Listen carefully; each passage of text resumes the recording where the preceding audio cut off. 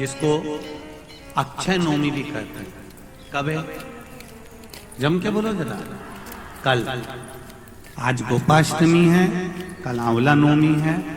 और आप सबसे निवेदन करूंगा कि आंवला नवमी के दिन शाम के समय पर आंवले के वृक्ष के नीचे घी का दिया लगाकर कनक धारा स्तोत्र का पाठ अवश्य करें।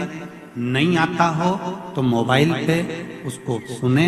पर एक बार आंवला नवमी के दिन आंवले के वृक्ष के नीचे कनक धारा स्तोत्र का पाठ चाहे संस्कृत में चाहे हिंदी में करना चाहिए। उससे साल भर लक्ष्मी की कमी नहीं आती और आनंद का अनुभव होगा। करो। एक कितना सुंदर संवाद यहां पर लिखा हुआ है। देव उठनी एकादशी के दिन भगवान उठेंगे और देव उठनी एकादशी के दिन भगवान उठकर अपना कार्यभार भगवान शंकर जी से लेंगे। उससे पहले ऐसा नहीं है कि केवल देव उठनी एकादशी पर भगवान उठेंगे। आज जब आंवला नवमी का दिन आया और भगवान नारायण ने शयन करते करते अपनी करवट को थोड़ा सा बदला और बदलने के बाद भगवान की अर्ध निंद्रा हुई और नींद थोड़ी सी जागी और जागने पर लक्ष्मी जी उनके चरणों के पास में विराजी थी। और विराजते से लक्ष्मी जी ने भगवान विष्णु जी से निवेदन करा, मेरे मन का एक संशय है, मैं आपसे कहना चाहती हूं।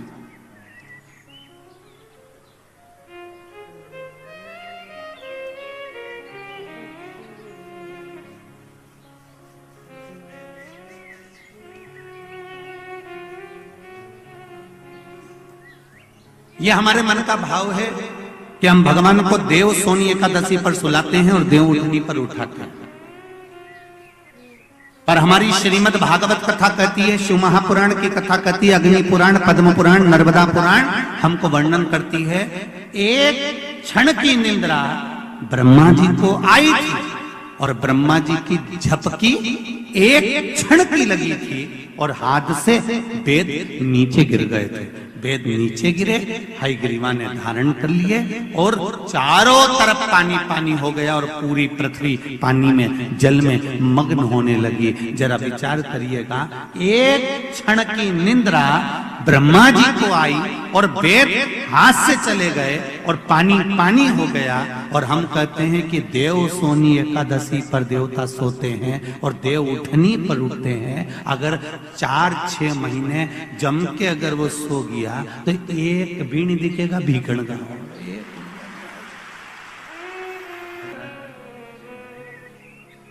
ये सोने की तो भगवान की लीला है। अगर सही तरीके से देखा जाए तो मेरा परमात्मा कभी नहीं सोता। वो तो हर पल, हर घड़ी, हर क्षण आपके लिए तत्पर बैठा रहता है। आपने आवाज लगाई और वो भागा। देव सोनी एकादशी पर भगवान सोए और देव उठनी एकादशी पर भगवान उठ रहे हैं। उससे पहले जो आंवला नवमी आई, इसको अक्षय नवमी कहा जाता है, इसको आनंद की नवमी कहा जाता है, भंडार भरने वाली नवमी कहा जाता है। उस दिन दिया गया, भरा गया, पुण्य समाप्त नहीं होता, इसलिए इसको अक्षय नवमी भी कहा जाता है। तो लक्ष्मी जी के मन में भाव उत्पन्न हो गया। लक्ष्मी जी ने कहा, प्रभु मेरे को पूछना है आपसे कुछ, मेरे मन का संशय मिटा दीजिए। तो भगवान ने पूछा, वो संशय कौन सा?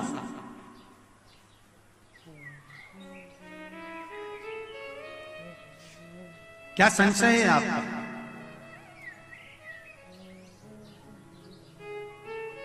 मेरा संशय केवल इतना सा है, क्या सोने से पहले आपने भगवान शंकर को पूरी सृष्टि का भार दिया था? क्या शंकर भगवान पूरी सृष्टि को सही से चला रहे हैं? आपको ज्ञात है? भगवान विष्णु बोले, हाँ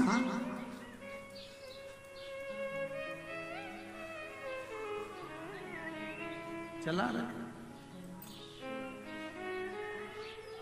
संशय मिटा दो। भगवान ने कहा, कौन सा संशय? मुझे थोड़ी सी परीक्षा। अभी तक नारायण भगवान करवट लिए थे, आज नारायण भगवान सीधे होकर पूछ रहे हैं परीक्षा आपको लेना है? हाँ, लक्ष्मी विचार कर लेना। लक्ष्मी तुम्हारे मन में क्या शंकर भगवान के प्रति भेद उत्पन्न हो रहा है? शिव जी के प्रति भेद उत्पन्न हो रहा है? मेरा एक निवेदन पूर्ण श्रोता भाइयों से निवेदन है, शंकर भगवान पर कभी भेद उत्पन्न मत करना। क्या शिव जी को जल चढ़ाने से ऐसा होता है? क्या बेलपत्री खाने से ऐसा होता है? पहले चढ़ाकर देखो, खाकर देखो, लाभ हो तब विचार करिए क्या हाँ होता है। को हम अपने जीवन में उतारें कि आंवला नवमी के दिन आंवले के वृक्ष के नीचे कुछ खाने का नियम क्यों है? बोलो, यहाँ से पहले लोग आंवला के पेड़ के नीचे पिकनिक मनाने जाते थे कि नहीं जाते? आंवले के वृक्ष के नीचे बैठते कि नहीं बैठते? क्यों? कोई तुमसे पूछे, कल के बच्चे तुमसे प्रश्न कर लेंगे, मम्मी ये आंवले के वृक्ष के नीचे क्यों पूजन करती हो? आंवले के पेड़ के नीचे क्यों जाती हो? आंवले के वृक्ष के नीचे पिकनिक मनाने क्यों जाना चाहिए? आंवले के वृक्ष के नीचे कुछ क्यों खाना चाहिए? आंवले के नीचे बैठकर दीप क्यों जलाना चाहिए? आज के बच्चे, जो विज्ञान का युग है, इस विज्ञान के युग के बच्चों को विज्ञान के साथ जोड़कर बताना पड़ेगा आपको कि आंवले के वृक्ष की महत्वता क्या है।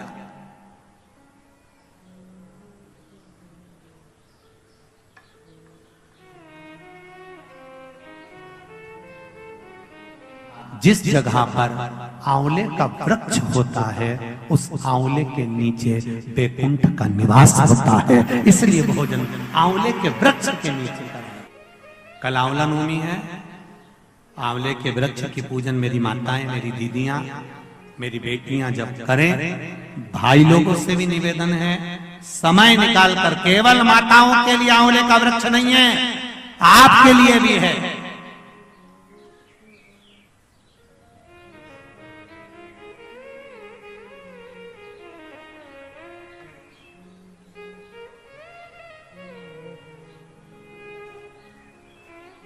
और मेरी माताओं से एक निवेदन, आंवले के वृक्ष के नीचे पूजन करने जाओ रे, पत्ती भी अगर पड़ी हुई है तो उसको भी थोड़ा सा उठा कर लिया ना। अगर घर का कोई व्यक्ति नहीं गया होगा तो उसको मस्तक पर घर में ही वो पत्ती लग जाएगी, तो बैकुंठ का भाव तो उसके पास तक पहुंच जाएगा। उतना भी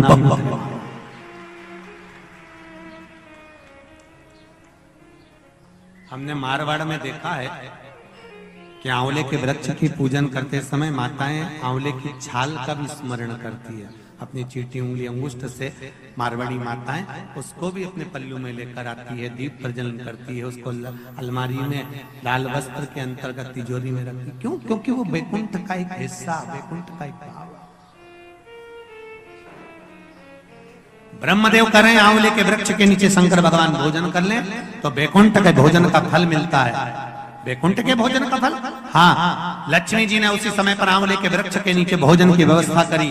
शंकर भगवान भोजन करने के लिए बैठे, जैसे ही माता लक्ष्मी ने भोजन लगाया है, शंकर भगवान ने एक ग्रास भोजन को लिया, पाया और उठकर शंकर भगवान चले गए। थोड़ी देर बाद वापिस लौट कर आ गए, बैठ गए। पूछा महारानी ने, माता लक्ष्मी ने, मेरे शंभु, मेरे बाबा, मेरे भोलेनाथ, मेरे प्रभु कहाँ चले गए थे आप भोजन की थाली को छोड़कर? तब शिव जी कहते हैं, कोई 4 संत भूखे रह गए थे, उनको भोजन कराने चला गया था। लक्ष्मी जी ने कहा, आप सृष्टि के सही संचालन कर रहे हो, मैं जान गई आपको कि आप सृष्टि के सही संचालन करता हो। एक मन की अभिलाषा है, अगर आप पूरी कर दें तो, एक मन की अभिलाषा है, आप अगर पूरी कर दे तो। शिव जी ने पूछा, क्या? मेरा मन है, आप अगर ब्रह्म मुहूर्त में सुबह का समय भोजन ग्रहण कर रहे हैं तो शाम का भोजन भी मेरे ही इस बैकुंठ में श्रवण भोजन ग्रहण करें। शिव जी ने कहा, शाम को तो मैं पार्वती के साथ भ्रमण पर निकलता हूं, पर दोपहर के समय पर मैं आपके यहाँ भोजन करने फिर आऊंगा। अब की बार लक्ष्मी जी ने भोजन कराने बैठने से पहले माता लक्ष्मी ने 5 चींटियों को एक डब्बी में भरकर बंद कर दिया।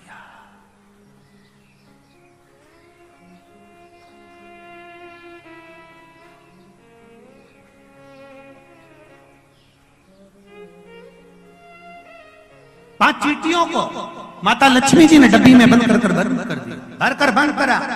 शिव जी भोजन करने बैठे, बड़े प्रेम से भोजन पा रहे हैं भोलेनाथ, और आवाज लगाया भोलेनाथ जी ने, श्री शिवाय नमस्तुभ्यम। आप सभी भक्तों को हमारी तरफ से हर हर महादेव। जैसा कि आप सभी लोग जानते हैं, कल एकादशी है और कल पूजा है, तुलसी माता का पूजन होगा और उनकी शादी होती है। आप सभी लोग इस वीडियो को देखते हैं। अगर हमारे चैनल को देखते हैं और आप सभी लोगों को ये वीडियोस अच्छी लगती हैं तो हमारे चैनल को लाइक करके, चैनल को सब्सक्राइब करके बेल आइकन को प्रेस ज़रूर से कर लेना। और अगर ये वीडियो अच्छा लगा है तो इस वीडियो को लाइक ज़रूर करना और कमेंट में ज़रूर बताना कि आप सभी लोगों को हमारे वीडियोस कैसे लगते हैं। तो चलिए हम मिलते हैं नए वीडियो में नए टॉपिक के साथ। तब तक के लिए हर हर महादेव। श्री शिवाय नमस्तुभ्यम सभी भक्तों को।